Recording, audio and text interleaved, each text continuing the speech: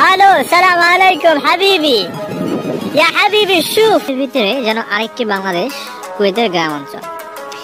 এখানে রাস্তার দুই ধারে সবুজ গাছপালায় ভরপুর, আর দেখতে অনেকটা বাংলাদেশের মতো। প্রতিটা এলাকা, প্রতিটা রাস্তা যেন একই রকম গ্রাম অঞ্চলের রাস্তাগুলা।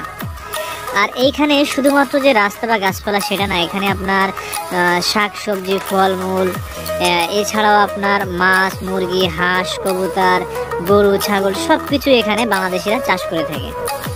আর এটাই হচ্ছে এই এলাকার সবচেয়ে প্রধান বৈশিষ্ট্য।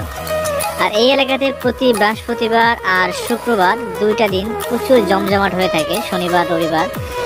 কেননা এই দিনগুলোতে কুয়েত শহর থেকে সব এখানে এসে এনজয় করে, আনন্দ ফুর্তি করে। এক কথায় এটা এদের বাগান বাড়ি, বাংলা বাড়ির মতো। তারা তাদের ফ্যামিলি নিয়ে ঘুরে ফিরে আসে। এখানে আপনার রাস্তার দুই ধারে ফলমূল কিনতে পাওয়া যায়। এই যে এখানে একটা দেখতে পাচ্ছেন, আমি একটু দেখানোর চেষ্টা করছি আপনাদেরকে।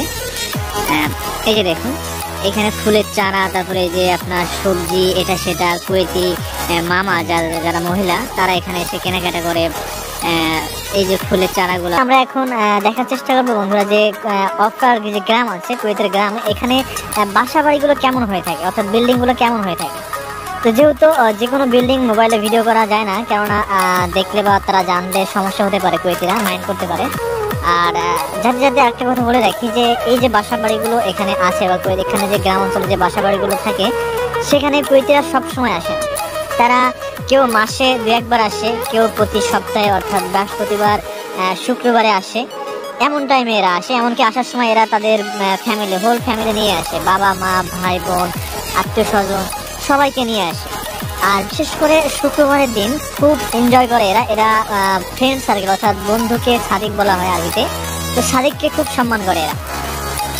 আপনার ফ্যামিলির আত্মীয় স্বজন, বাবা মা স্ত্রী সন্তানকে যেমন সম্মান করে, কেয়ার করে, ঠিক সাদিক অর্থাৎ বন্ধুকেও তারা সেই পরিমাণ সম্মান করে। আর সেই সূত্রে তারা প্রতি শুক্রবারে বৃহস্পতিবারে তারা বন্ধু বান্ধব নিয়ে আড্ডা মারে, এখানে এনজয় করে, ফ্যামিলির সাথে খাওয়া দাওয়া করে একসাথে। এই বাড়িগুলোতে এরা ফ্যামিলি নিয়ে এনজয় করে। কেউ মাসে আসে, কেউ সপ্তাহে আসে, কেউ আবার 2-3 মাস পরে একবার আসে। জাস্ট এগুলো তাদের ঘোরার জন্য তারা বাগান বাড়ি হিসাবে বানিয়ে রাখে। আর এই বাড়িগুলো দেখাশোনা করার জন্য প্রতিটা বাড়িতে, অর্থাৎ প্রতিটা মাজার দেওয়ানিতে একটি করে আপনার লোক রাখে, যারা যখন কুয়েতিরা আসে বা তার ফ্যামিলির কোনো সদস্য যদি এখানে আসে, তাদেরকে আপ্যায়ন করা, খাওয়া দাওয়া করা। এমনকি এই বাড়িতে অনেকেই কেউ হাঁস মুরগি, তাছাড়া আপনার গানা অর্থাৎ ভেড়া, উট, ছাগল, কেউ শখের বিষয়ে এক একজন ফেলে থাকে। বন্ধুরা, আমরা এখন দেখবো মরুভূমির খেজুরের বাগানগুলো কেমন হয়ে থাকে, অর্থাৎ একটা মাজরার ভিতরে বা বাসার জায়গাতে কুয়েতের ব্যক্তিগতভাবে খেজুরের বাগান কিভাবে করে থাকে, সেখানে কিভাবে খেজুর হয়। তো সেই খেজুর গাছগুলো দেখার চেষ্টা করব। সেই সাথে দেখবো আমরা শাক সবজি ও মাছ চাষ। আর এই সবগুলো আমরা একে একে দেখবো। আমরা রওনা ধরছি, আশা করি কিছুক্ষণের মধ্যে আমরা দেখতে পাবো। আর এই যে গাছগুলো দেখছেন, গাছগুলো প্রতিটা কুয়েতি তাদের বাসার সামনে লাগিয়ে থাকে সৌন্দর্যের জন্য। বন্ধুরা, আমরা চলে এসেছি খেজুরের বাগানে। এই যে দেখছেন, খেজুরে অলরেডি আপনার ফুল চলে এসছে। 2-3 মাসের ভিতরেই এটা খাওয়ার উপযোগী হয়ে যাবে। আর এগুলোর কুয়েতিরা শখের বিষয়, তাদের বাড়ির আঙিনায় বা বাড়ির ক্ষেতে এগুলো লাগিয়ে থাকে। আবার কেউ কেউ ব্যবসায়িক উদ্দেশ্যে, অর্থাৎ কুয়েতে একটা নিয়ম আছে যে কেউ যদি খেজুরের চারা রোপণ করে বা খেজুরের চাষ করে, তাহলে প্রতিটা খেজুর গাছের জন্য সরকার থেকে একটা নির্দিষ্ট পরিমাণ টাকা বা অর্থ দেওয়া হয়। বন্ধুরা, এটা দেখছেন এই যে পালং শাক, আসলে এটা বাংলাদেশেরই শাক। সেখান থেকে বীজ নিয়ে এসে এখানে রোপণ করা হয়। আর এটা করে থাকে সাধারণত অধিকাংশই 90% বাংলাদেশি।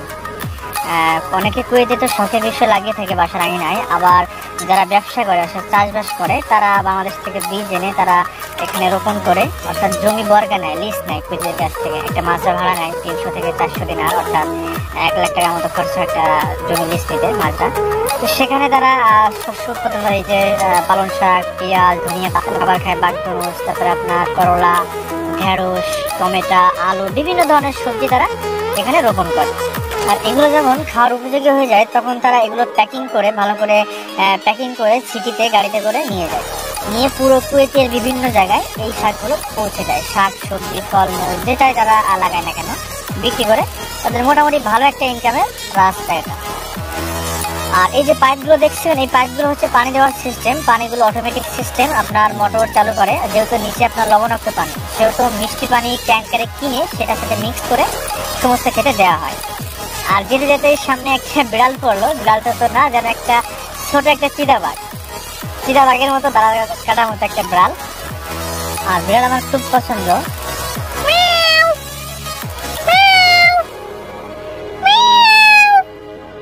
বিড়ালটা দৌড় মারছে।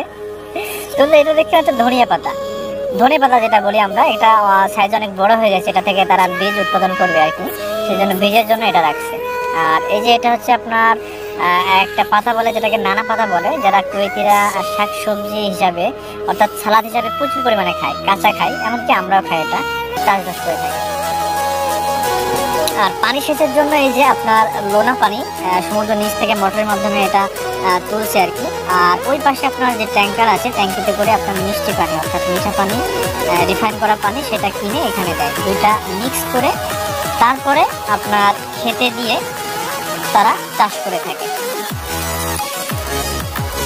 বন্ধুরা এরপরে যেটা দেখছেন যে আপনার দেশি ধনিয়া পাতা, এটা তো এখানে সবাই খায়, এখানে উৎপন্ন হয়। আর এরপরে আছে আপনার যে পেঁয়াজ কালি অর্থাৎ পেঁয়াজ পাতা, পেঁয়াজ ছোট ছোট পেঁয়াজ এগুলা। আর এই যে লাইনগুলো দেখতেছেন বন্ধুরা, পানি দেওয়ার সিস্টেমটা এখানে খুব সুন্দর, যেটা অনেক ডিজিটাল সিস্টেম বলা চলে, যে আপনার হাত দিয়ে বা ড্রেনে করে দেওয়ার কোনো সিস্টেম নাই।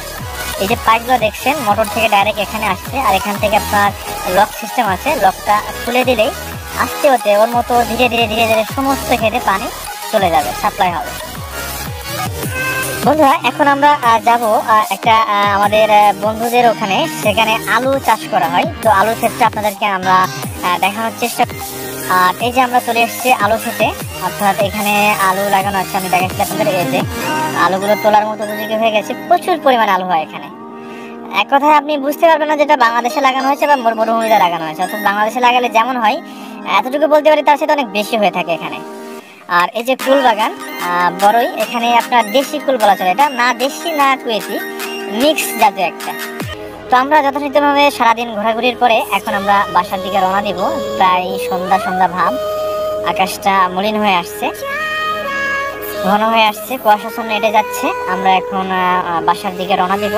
তো এটাই ছিল আজকে আমাদের কুয়েতের ছোট্ট একটা ট্রিপ, গ্রামের অঞ্চলের। কুয়েতের গ্রাম অঞ্চল কেমন হয়, দেখতে কেমন, অনেকে আমরা জিজ্ঞাসা করি, জানি না। এমনকি যখন আমি দেশে ছিলাম তখন আমি জানতাম না আসলে কুয়েতে গ্রাম বলে কিছু আছে কিনা, অর্থাৎ সেখানে এমন বাংলাদেশের মতো শাক সবজি, মাছ, হাঁস মুরগি, গরু ছাগল, উট ভেড়া এগুলো পাওয়া যায় কিনা জানতাম। সাধারণত মরুভূমিতে কি বা থাকবে আর। তো এটাই ছিল। আশা করি যারা দেখছেন সবাইকে অসংখ্য ধন্যবাদ সাথে থাকার জন্য। সবাই ভালো থাকবেন, সুস্থ থাকবেন।